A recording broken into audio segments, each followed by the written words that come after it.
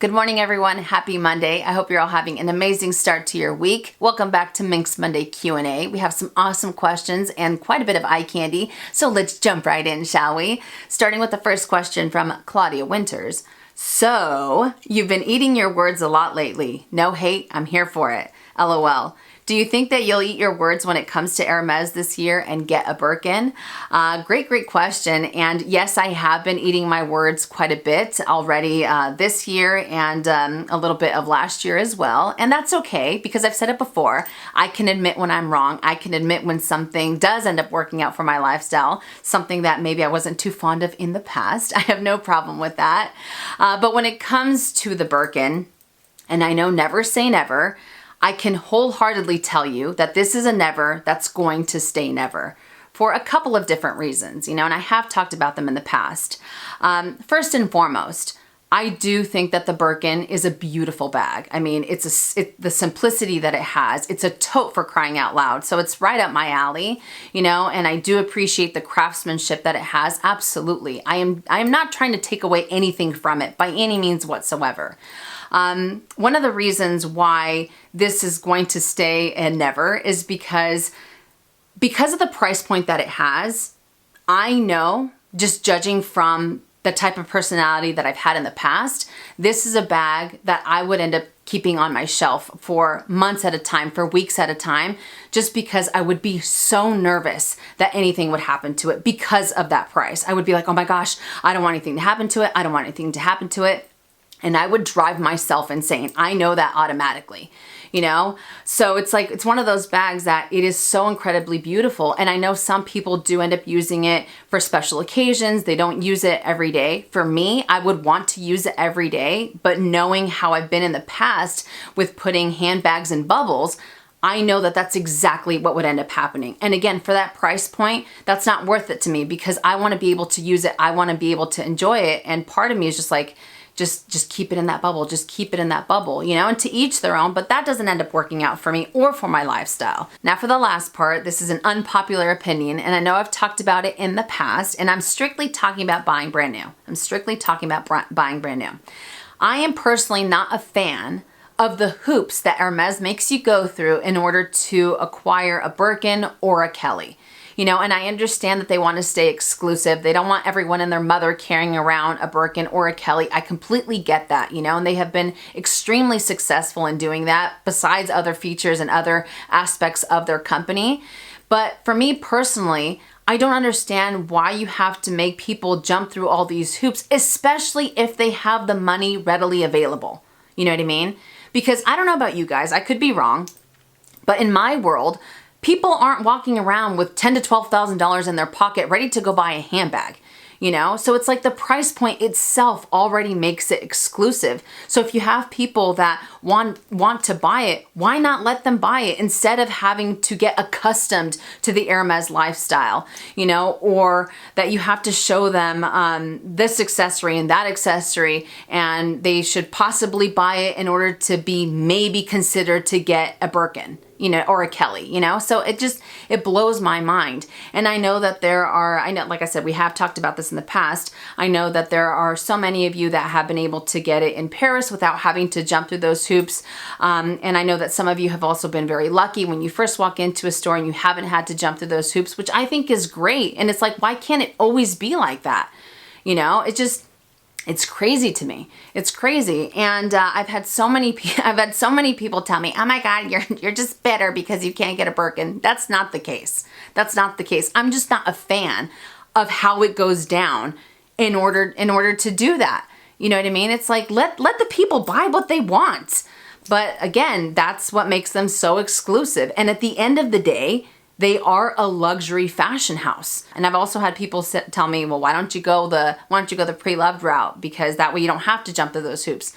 I could go the pre-loved route as well, but I'm not a fan of how they do business in that sense. It doesn't give me the warm and fuzzies. And I've kind of referred to it before as you have to be this tall to ride this ride.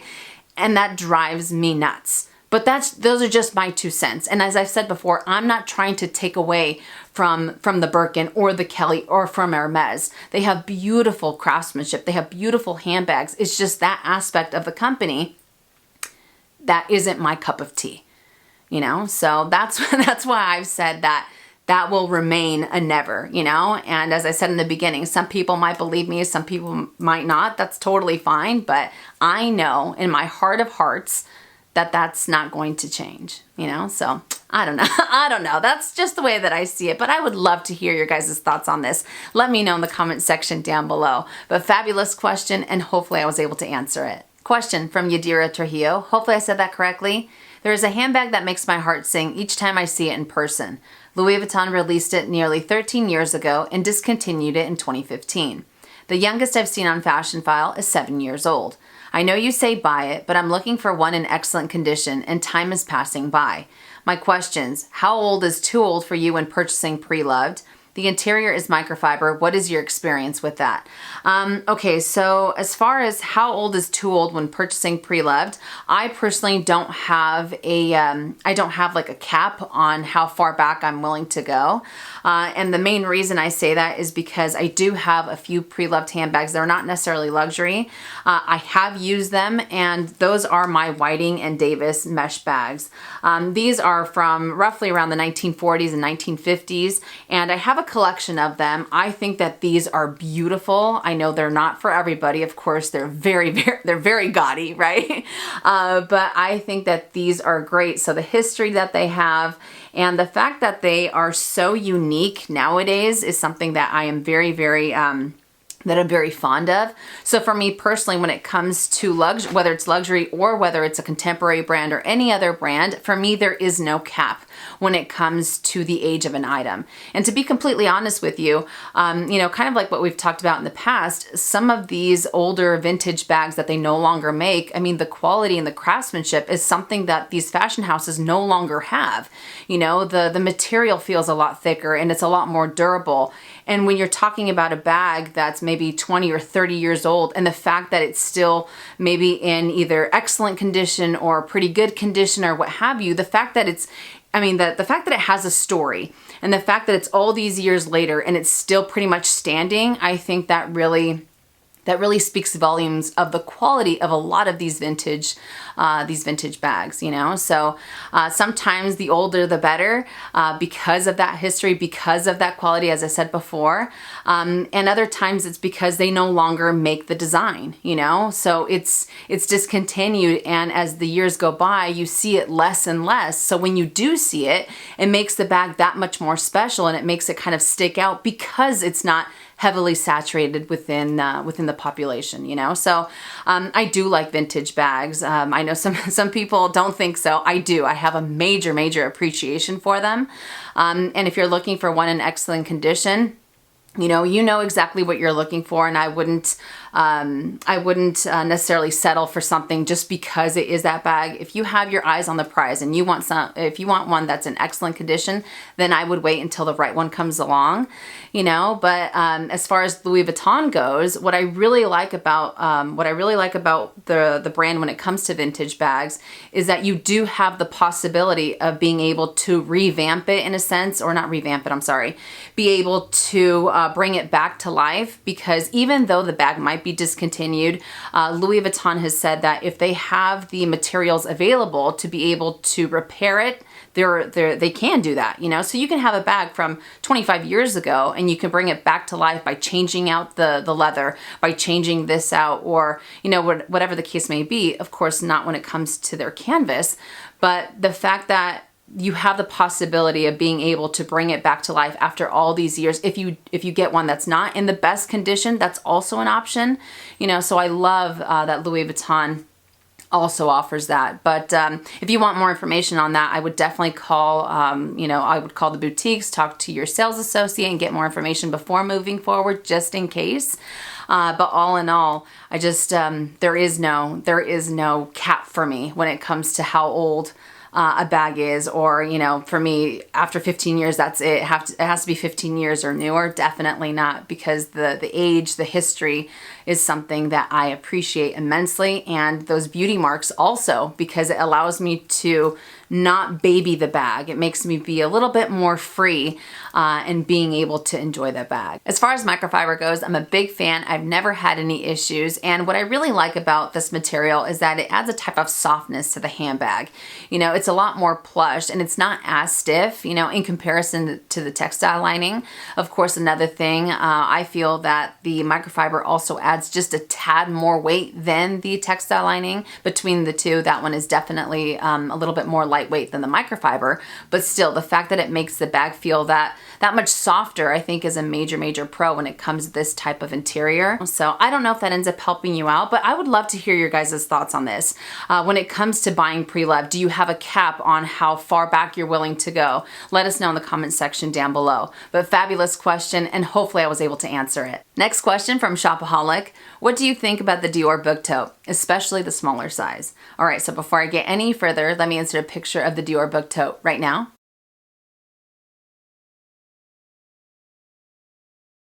This bag right here, I am obsessed. I know it's not everyone's cup of tea, and it's actually on my wish list. Maybe I should do a wish list video sometime soon, because I feel like it's been a little bit since I've done that. Anywho, I digress. As far as the Dior book tote, I think that this is a beautiful bag. Like I said, I know it's not for everybody, but when this bag first launched, I mean, I was immediately hooked, you know what I mean? Because it's a tote, it's incredibly spacious, you're able to see everything at a glance, it's simple, but it's not, you know, and I mean, I loved it. And then they introduced the smaller size, and that was like game over. This is it, this is it. The larger one, I believe, retails for $27.50. The smaller one is $26.50, if I'm not mistaken. But the small one, I like it because it's not too small, you know what I mean? You still have a lot of space. You're still able to see everything at a glance. And I feel, for me personally, it's not as overwhelming as the original or as a larger one, you know? So the small one is the one that's on my that's on my wish list, but I think it is so beautiful, you know? And this is kind of how I thought about things, because initially I was thinking, okay, between the two, right? I was thinking the larger one is $100 more, and I get a bigger bag, you know, more bang for your buck type of thing. And then I remembered what happened to me with the Classic Speedy 35, because I don't remember the price difference between the Classic 35 and the 30 back then. But I thought the same thing. I was like, why would I go for the smaller one if for X amount of money I can go for a bigger bag? You know, more bang for my buck. Go big or go home. And that definitely wasn't the case. And that's kind of how I feel about the small one. So it's not as overwhelming, and it ends up, I feel that it ends up working out for my lifestyle a lot better than the larger one. But either one of them, I think that they're beautiful. But the small one, I'm just obsessed. There's just something about it. You know, it's just a big tote, and I can't deny a good tote. I've told you guys, I do have self-control, kind of, but it's just a beautiful bag, and I definitely want to add that to my collection. I don't know when, but I would love to add that bag to my collection. But if you guys do have the Dior book totes, if you have the larger one, if you have the smaller one, how do you find them? You know, because for the most part, from the videos that I've been seeing and the reviews that I've been reading, a lot of people do like it just because it is so spacious. Some people say that it is a little bit heavier once you start to put your items inside. You know, and there are people out there that also feel that it's overpriced because it's just a cloth bag. I completely understand that as well.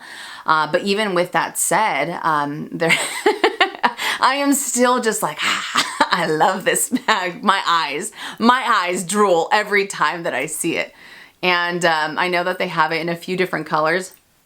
Of course, the burgundy is the one that speaks to me the most. But anyways, for those of you that do have it, again, let us know in the comment section down below. Are you guys a fan of the Dior book tote, whether it's a small one or the large one? Let us know in the comment section down below. But great question, and hopefully I was able to answer it. Next question from Irene Yu. I'm looking to purchase a new bag for myself this year and torn between the mini Lady Dior, the one with the chain strap, and the Chanel mini rectangular flap. I love crossbody bags and small bags that pack a punch.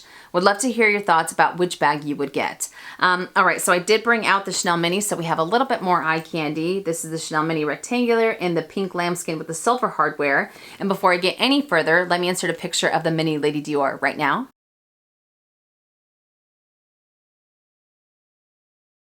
I think that both of these bags are insanely beautiful, and I thought that I would share my pros and cons on each, and maybe that might end up being a little bit more helpful. So as far as the Chanel Mini goes, for me the pros are definitely the size, or the length I should say, because the length allows me to carry all of my daily essentials with ease. I also am a big fan of the turn lock closure because I feel that it makes your items that much more secure. Not only that, due to its popularity, the Chanel Mini definitely ends up holding its resale value insanely well. So those are just some of the pros. As far as cons go, I'd have to say that the biggest con is the length, or it is the chain strap. And the reason I say that is because yes, it is long, but it also isn't as long as some of the other mini bags that are out there. But at the same time, you don't have a lot of play with it because you do have 2 grommets and it is stationary. Back in the day, the Chanel Minis did have the 4 grommets, which allowed you to make it a little bit longer, a little bit shorter if need be. So the fact that you do have the 2, it's very limiting. I know that they have come out with seasonal bags that do have the 4 grommets, such as the reissue that I have, but still, for the most part, the majority of new minis do have the 2 grommets, so it's very limiting, you know? I've seen some people end up tying a knot to make this a little bit shorter. I've seen some people end up hiding the chain inside to make it a little bit shorter as well. But still, the fact that it is stationary and you can't really move around with it too much might be a deal breaker for some. Now, as far as the Lady Mini Dior, for me personally, the pros are the fact that this bag has a lot more versatility because it comes with a removable shoulder crossbody strap. Now, as far as that crossbody strap, I do believe that it's about an inch longer than the Chanel Mini. Not only that, the strap does have a leather part at the top of the strap, so that way if you want to use it on your shoulder or you go to use it crossbody, you don't have to worry that it's going to be digging into your skin. Because I personally feel that had it just been the chain strap, I think that it would make for an uncomfortable bag as time goes by, especially if you end up carrying a little bit more with you and it might end up feeling like a brick. But the fact that you do have that leather tab, it really ends up alleviating that weight, so that way it's not digging into your skin. You know, so I do think that that was a great feature for them to add when it comes to a chain strap. Another pro is the fact that it does have feet along the bottom, which I think is awesome. So that way if you were to set your bag down on an abrasive surface, you don't necessarily have to worry that it's going to be damaging or scratching the lambskin or anything like that. Now, as far as the cons go, for me personally, and maybe this is why I haven't pulled the trigger when it comes to the Lady Dior, is because of the handles. The handles, they end up staying, they kind of flare out this way and they stay that way instead of it necessarily being flat up against the bag. And for me, you know, because I told you guys last week, I am very clumsy. Having the bag that way, and if I were to use it crossbody or on my shoulder, that handle might end up like hitting something when I'm when I'm down the aisle or what have you, you know. So I really wish that it would be a lot flatter up against the bag because I think it would make it a little bit easier. So that's just one thing that drives me a little bit nuts when it comes to the Lady Dior. You know, just the fact that it has those, it does have those handles that end up staying out this way. It's kind of like it's going, hey, how's it going? I don't know. But yeah, I definitely have to say that that's the biggest con. So for me personally, I do prefer the Chanel Mini over the Lady Mini Dior. But like I said before, both of these bags are insanely beautiful. I don't think that you can go wrong with either. If you want something that has a little bit more versatility, then I would end up going for the Lady Dior. If you want something that has a little bit more length and better resale value, then I would end up going for the Chanel Mini. But either one, both of them are fantastic, fantastic bags. And for those of you that have both of these bags, or if you have one of them, let us know your thoughts on the comment section down below. But I'm super excited for you, and congratulations on your soon-to-be bag. Next question from Tracy Adam. Hopefully I said that correctly. What do you think about the MCM Tote? I have it as my travel bag and I find it less seen as the Louis Vuitton Neverfull, and I feel it is so durable. All right, so as far as MCM goes, I'm a huge fan. I wasn't always. I definitely have a new appreciation for them the last couple of years. And as far as their totes go, I know that they have a few to choose from. My favorite is definitely the Liz reversible, which happens to be their most popular, but I think it is awesome. Not only does it have awesome craftsmanship, it is very durable. From what I've read, from what I've seen, I love the material that they use. Plus, it has a fantastic price point. You know what I mean? It has feet along the bottom, and I love that you can see everything at a glance. It's very spacious. You can still end up cinching the sides, so that way if you wanted to make it a little bit smaller, you have that option. Not only that, the fact that the Liz reversible is reversible, so you essentially have 2 bags in one. Actually, I take that back. It's 3, because it also comes with a removable pouch. Now that pouch is not this itty bitty pouch that you can only end up fitting, you know, a couple small leather goods. It's a removable pouch that you can end up using as a little shoulder bag. So it's technically 3 bags in one for an awesome price point. They have a few different sizes, but the medium I believe retails for $650 if I'm not mistaken. And I mean, I think it's great. You have a few different colors to choose from. They have their signature cognac that is just absolutely gorgeous.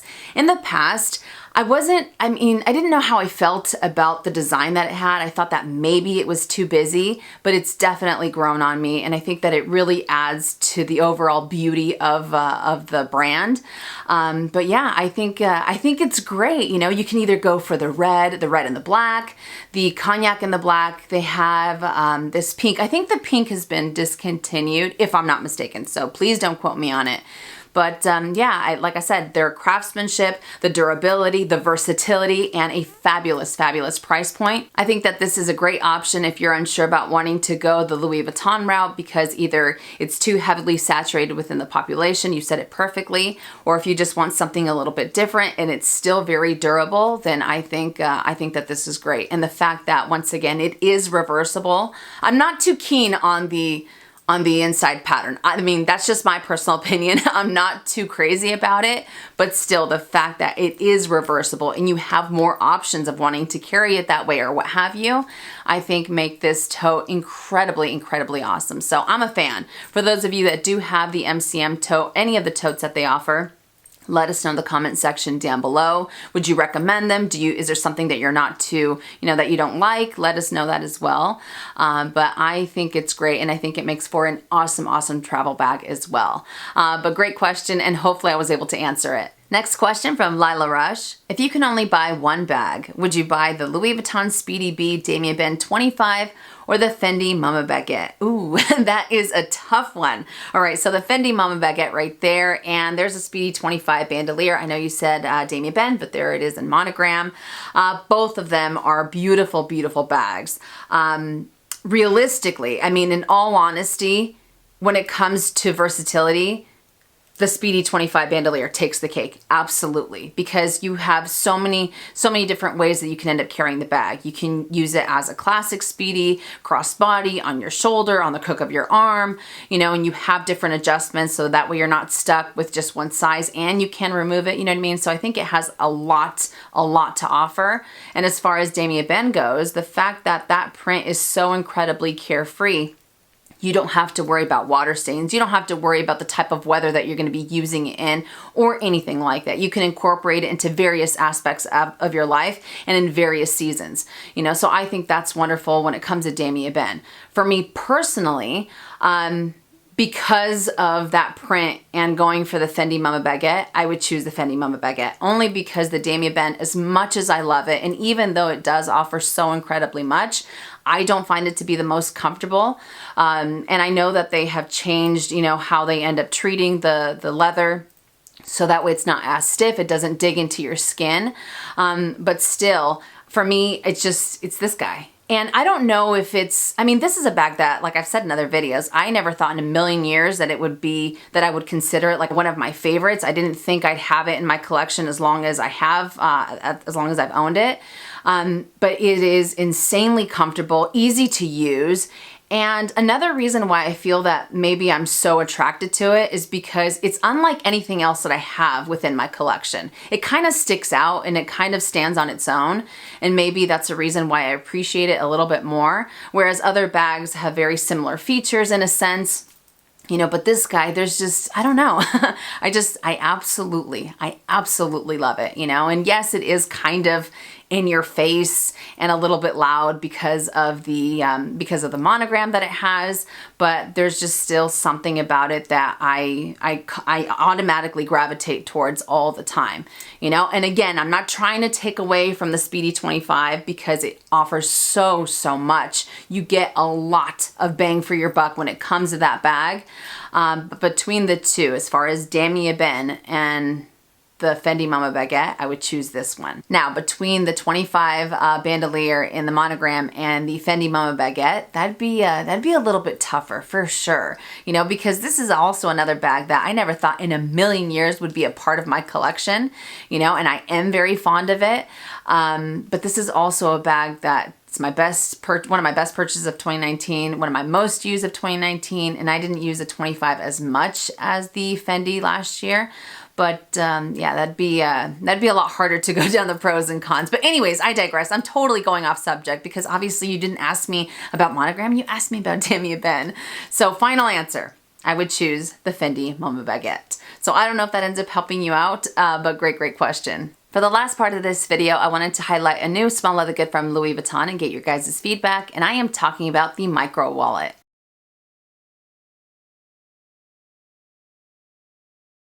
The Microwala is available in two different colors. You can either go for the monogram with the noir that you just saw or the monogram and the fuchsia. And this small leather good retails for $465 here in the States. I think that this is super cute. It is a little bit on the pricier side. However, I love the fact that it is a smaller, more compact wallet that has not only 3 credit card slots, but it also comes with a compartment for non-folded bills. And I love that because usually when it comes to very compact small leather goods, you have these slots or these pouches where you have to fold your bills 100 times over. Personally, that doesn't bother me, but I know that might be a deal breaker for some. So the fact that you still have this smaller wallet that fits in your smaller handbags, no problem, and you have that compartment, I think is definitely going to be a major game changer, and I feel that it's going to be incredibly popular.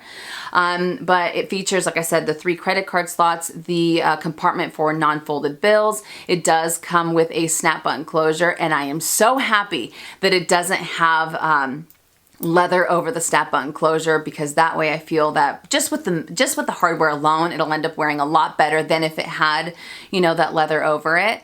It also has the cowhide leather lining, and it's a little bit softer, so you don't have to worry it's going to be as stiff. And even though it does come with the three credit card slots, it looks like you can definitely get away with carrying a lot more with you. Plus, you can double them up.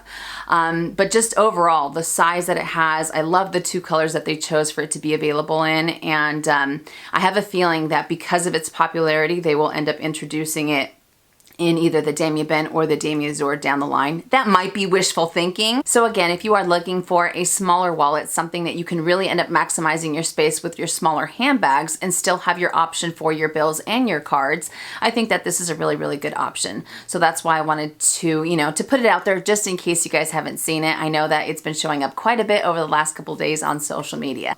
But that does it for Minks Monday Q&A. I hope that you enjoyed it, and I hope I was able to help. You guys had some awesome questions this week, and I will see you later. And as always, make it a fabulous day or not, the choice is yours. Have a great day.